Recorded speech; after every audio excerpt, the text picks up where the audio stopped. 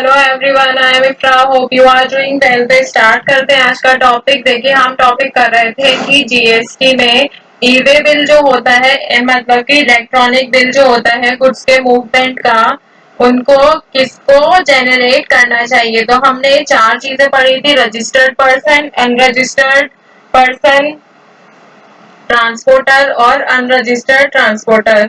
तो अभी क्या देखेंगे, एक टेबल की फॉर्म में आपको कब किसको कब कौन से पार्ट में कौन सा फॉर्म फिल करना चाहिए कि जीएसटी में जब ई वे बिल को इशू कर रहे हो तो किसको कब कौन से पार्ट में कौन सा फॉर्म फिल करना चाहिए। बेसिकली हम अब बिल्कुल पॉइंट टू पॉइंट देखेंगे। तो यहाँ पर लिखते हैं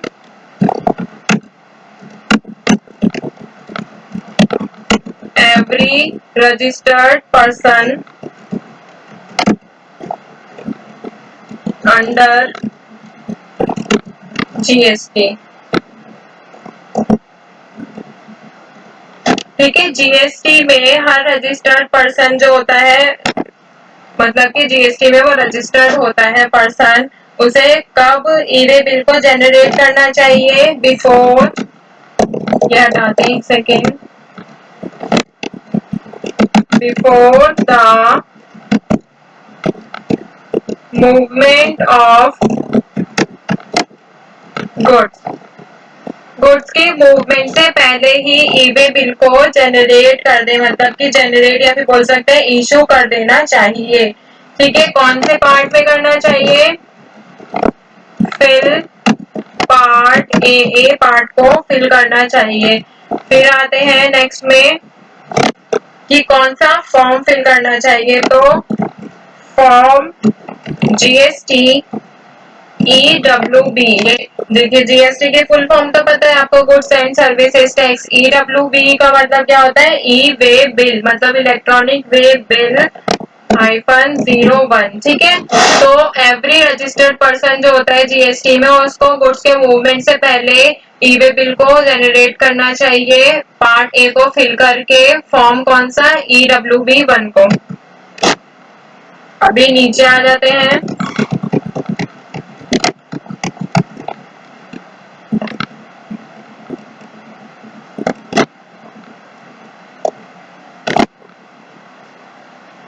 नेक्स्ट लिखते हैं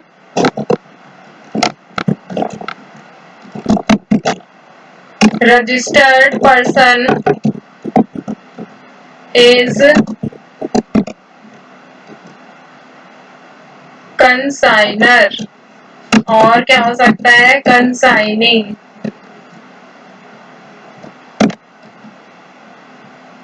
ठीक है, इसमें क्या कहा गया था? जो रजिस्टर्ड पर्सन है वो क्या होगा? या तो कंसाइनर होगा या फिर कंसाइनी होगा। अभी मैं आपको ये बता देती हूँ, कंसाइनर या कंसाइनी किसे कहा जाता है।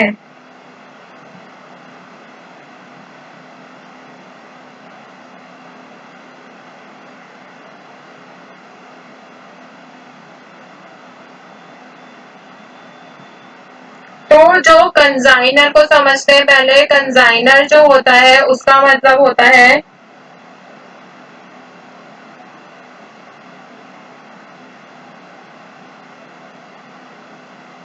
जो गुड्स को भेज रहा होता है, मतलब कि सेलर। और कंसाइनी क्या होता है? जिस उसको रिसीव कर रहा होता है। तो बेसिकली रिसीवर और सेलर भी, या फिर सप्लायर और रिसीवर भी बोल सकते हैं। कंसाइनी मतलब रिसीवर, कंसाइनर मतलब कि सेलर, सप्लायर। तो मोड ऑफ ट्रांसपोर्ट इनका कैसा हो सकता है? या तो हायर कर सकते हैं ये, मतलब कि ट्रांसपोर्ट को हायर करेंगे, या फिर ट्रांसपोर्ट उनका अपना होता है। तो रिसिपेंट ऑफ गुड्स। तो इतना आपको समझ आया। ये भी कब करेंगे? Before the movement of goods. Goods की मूवमेंट से पहले इनको क्या करना होगा? ई वे बिल को जनरेट करना होगा। कौन सा फॉर्म फिल करके? फिल पार्ट बी पार्ट को फिल करके। अब फॉर्म कौन सा फिल करना होगा?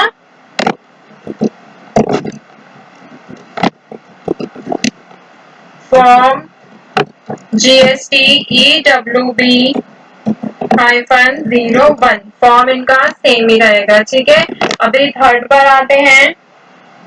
इसमें क्या कहा गया है, रजिस्टर्ड पर्सन जो होगा वो कंसाइनर और कंसाइनी तो होगा, बट गुड्स जो होंगे वो हैंडेड ओवर कर दिए जाएंगे ट्रांसपोर्टर ऑफ गुड्स को। ठीक है, तो यहाँ पर भी लिख देते हैं goods handed over to transporter of goods. Transporter of goods को जब हम कर देते हैं, हैंड ओवर कर देते हैं, मतलब कि रजिस्टर्ड पर्सन ही है। ठीक है, ये भी कब करेगा, before the movement of goods, उससे पहले ये क्या करेगा, ई वे बिल को इशू कर देगा। अब ये कौन सा फॉर्म का पार्ट फिल करेगा, ये फॉर्म का पार्ट बी फिल करेगा, फिल पार्ट बी। आगे जाते हैं, कौन सा फॉर्म फिल करेगा। ठीक है,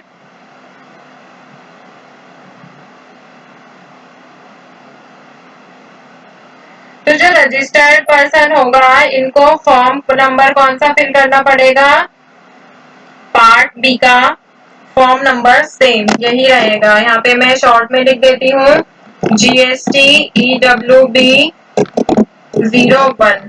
नेक्स्ट पे आते हैं, आगे क्या कहा गया है, person furnish the information relating to transporter, मतलब कि ट्रांसपोर्टर से रिलेटेड जो इंफॉर्मेशन पर्सन देता है उसको कौन सा फॉर्म फिल करना पड़ेगा, पार्ट बी फिल करना पड़ेगा। फॉर्म कौन सा, यही वाला करना पड़ेगा, EWB 01। फिर ट्रांसपोर्टर ऑफ गुड्स,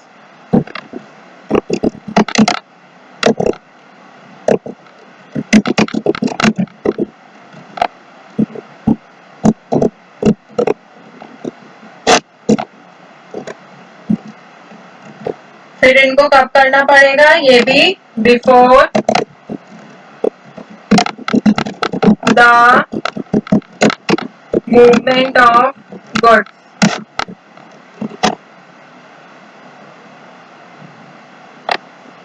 ये जो लेकिन ट्रांसपोर्टर ऑफ गुड्स मैंने आपको बताया है, ये बिफोर मूवमेंट ऑफ गुड्स तो ई वे बिल को जनरेट कर देंगे, बट जनरेट होगा e way bill on the basis of bill on information share by registered person. जो इंफॉर्मेशन रजिस्टर्ड पर्सन ने शेयर किए होंगे उन बेसिस पर जीएसटी का वो सॉरी ई वे बिल जो होगा वो फिल किया जाएगा। तो कौन सा पार्ट फिल करना होगा इनको, पार्ट ए।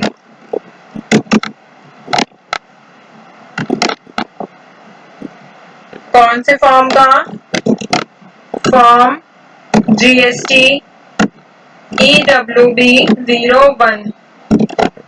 तो आई होप इतना आपको समझ आ गया होगा कि कब कब किसको कौन सा पार्ट फिल करना है, कौन सा फॉर्म फिल करना है। तो एक बार रिवाइज कर लेते हैं।